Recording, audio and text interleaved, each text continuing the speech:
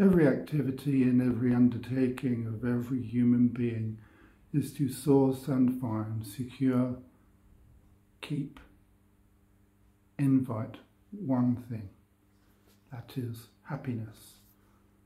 Not happiness as a fluid, ecstatic emotion, joyfulness, fun, play, laughter.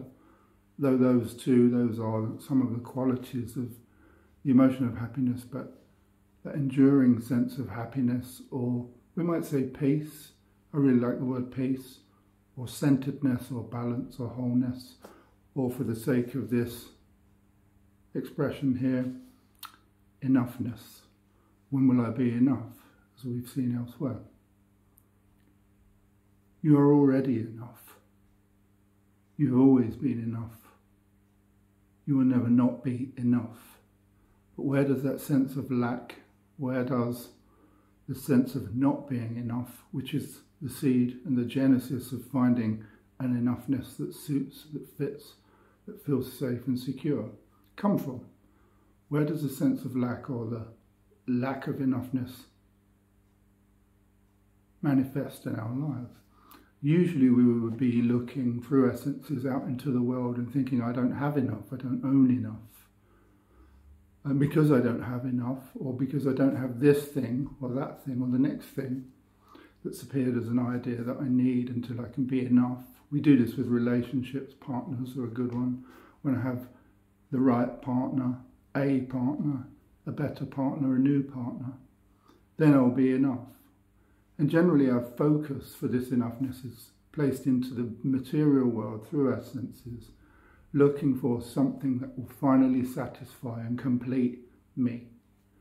So there's an interesting point there, because there's a me that without something external, I can't internally feel like I am enough.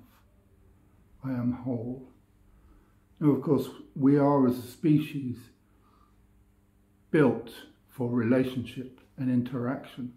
But we all know, or we ought to know by now, or may have learnt by now, or perhaps we're learning right now, that until we are enough in and of ourselves, until I find my innate, inherent or readily present wholeness, I cannot enter into relationships and be whole in a way which serves both I and other, or I and thou, or until our relationship, and my primary relationships,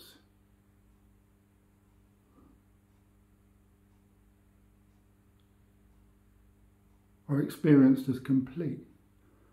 There'll always be that sense of lack in our relationship. We may project that outwardly, and I'm just enjoying the song.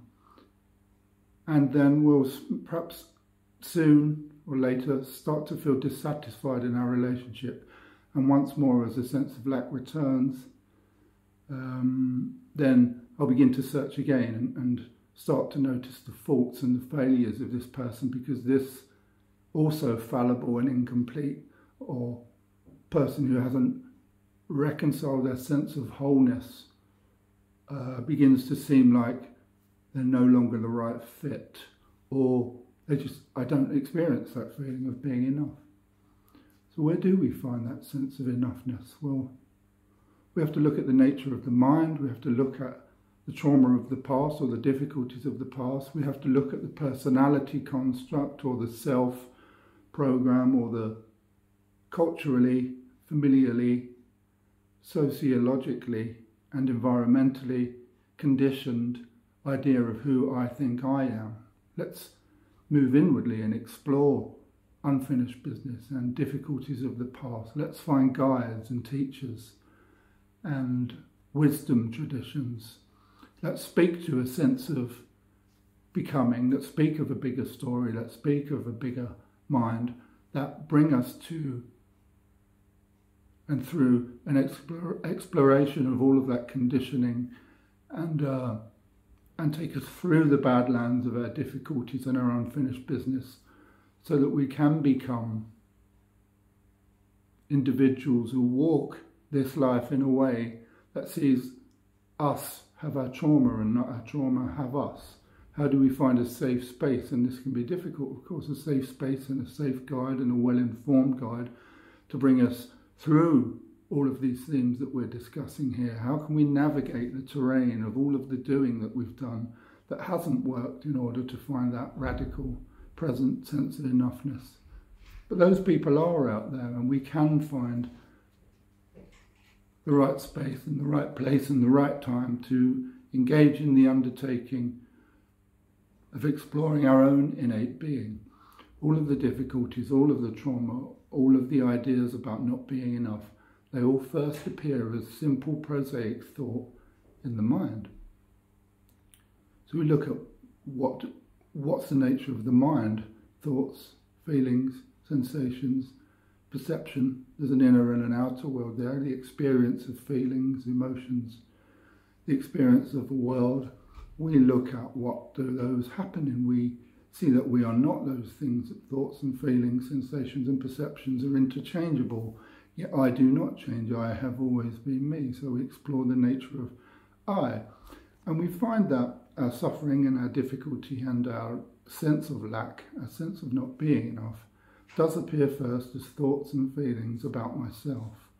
And human beings generally project those outwardly or introvert them inwardly and stay stuck in places, an unfinished business that does need guides, that does need wisdom teaching.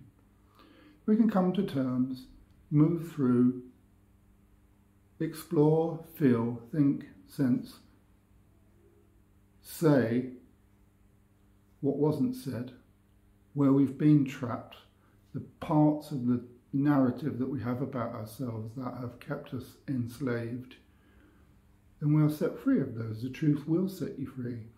And of course, we discover that first, it might make you miserable. The only way out is through therapeutic processes, spiritual processes are a baptism of fire. First, we have to sink into the void of our own being. And to demystify that somewhat lofty term a little, we have to feel what needs feeling. We have to think what needs thinking. We have to say what never got said in order to express and soon become okay with those thoughts and those feelings.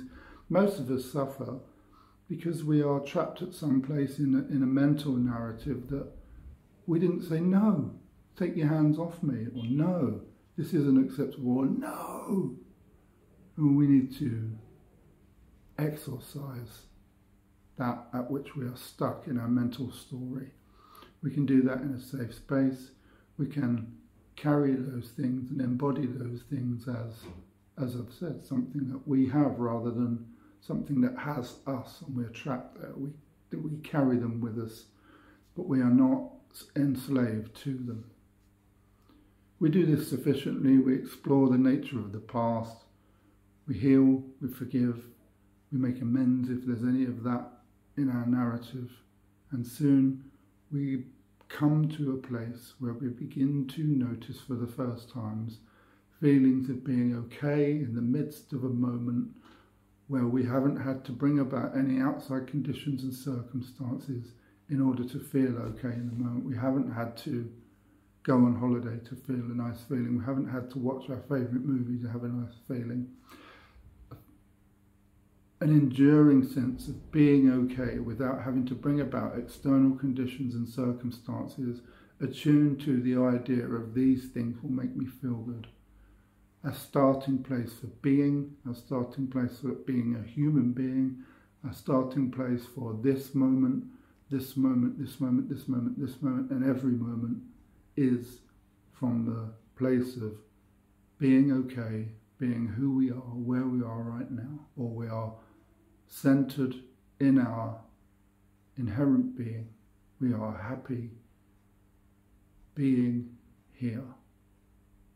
When that becomes our starting point for every experience, for every day, we tend to navigate the world and feel things that are uncomfortable, be told things that are very challenging, experience others that are really struggling in a way which sees us know that it's going to be okay, because that innate, inherent sense of enoughness that we are before all such experiences isn't dependent on how the experiences go, for it's solidity, for its very concrete nature, a starting place for every experience is being enough, because our being is enough. Be that.